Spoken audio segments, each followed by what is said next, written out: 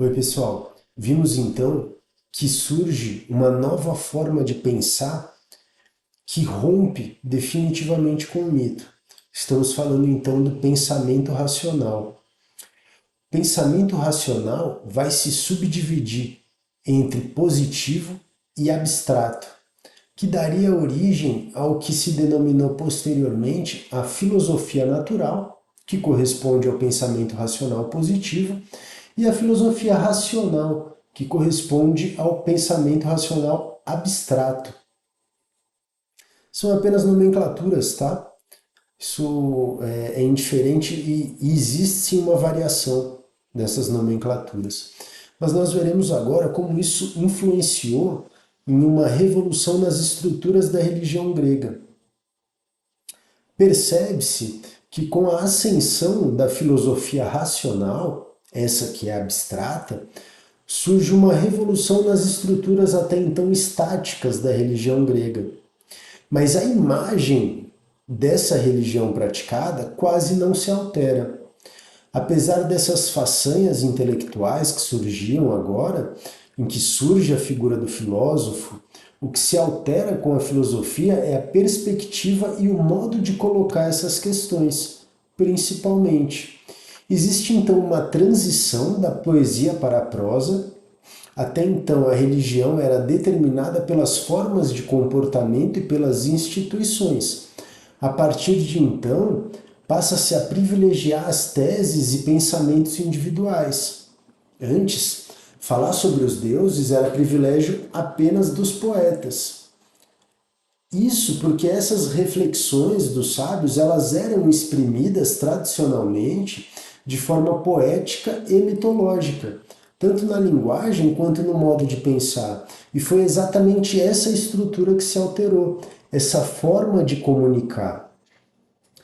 Lembra que eu comentei com vocês que a gente passa por um período de uma revolução agrícola e que a gente tem cidadãos livres alcançando ali um poder aquisitivo muito maior do que se via anteriormente? Observa-se o seguinte também: respeitando as regras da poesia, cada formulação continha um elemento lúdico. E isso desaparece na forma escrita, tá? Foi o que eu disse anteriormente. Os padrões pré-determinados deixam de ser utilizados e a tradição literária é suspensa. Enquanto isso, os escritores tentam abordar os fatos de forma mais objetiva e direta. Esse fenômeno, ele deriva da crescente autonomia individual, que o cidadão adquire já em uma civilização marcada pelo crescimento econômico. E esse crescimento econômico, ele oferecia ali aos indivíduos possibilidades de desenvolvimento independentemente da família, da cidade ou da tribo. Ele passa então a ter condições de estudar e de crescer intelectualmente. Platão e Sócrates marcam então aqui o antropocentrismo, colocando o homem como protagonista do seu próprio destino, não mais dependendo apenas aqui da bênção e do castigo dos deuses para justificar a sua situação. Sócrates e Platão afirmam que Deus não é causa de tudo como se pretende vulgarmente. Sendo bom em essência, Deus seria a causa apenas dos bens que acontecem à humanidade, de forma que esta deveria procurar outra causa para os males que lhe acometem.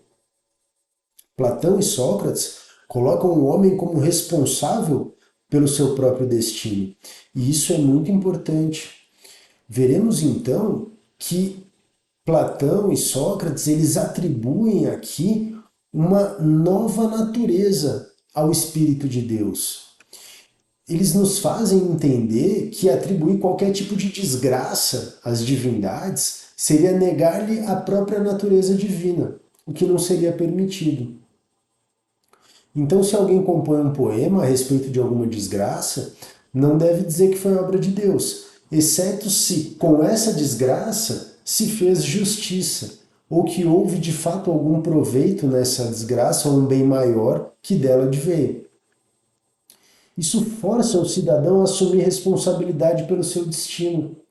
Platão e Sócrates reforçam a divisão entre uma justiça divina, que seria sempre boa e justa, e uma justiça humana, que deveria ser racional e ética, buscando sempre a primeira como referência, ou seja, a justiça divina. Dessa forma, o entendimento sobre Deus, sobre o ser humano, o entendimento que até então era vigente, ele se altera e torna o ser humano mais responsável pelos seus atos. Chega daquela vitimização de não, Deus não me abençoou, Deus me desgraçou ou permitiu que tal coisa acontecesse comigo. Não. A partir desse momento, o homem ele se torna responsável pelos seus atos. No próximo vídeo, então, nós veremos já um conceito muito mais moderno de direito e de justiça. Veremos nos dias de hoje qual é a influência de Temes e de Que nessa questão dessa briga entre o que é o direito e o que é a justiça, tá bom? Agradeço demais pela atenção e até o próximo vídeo.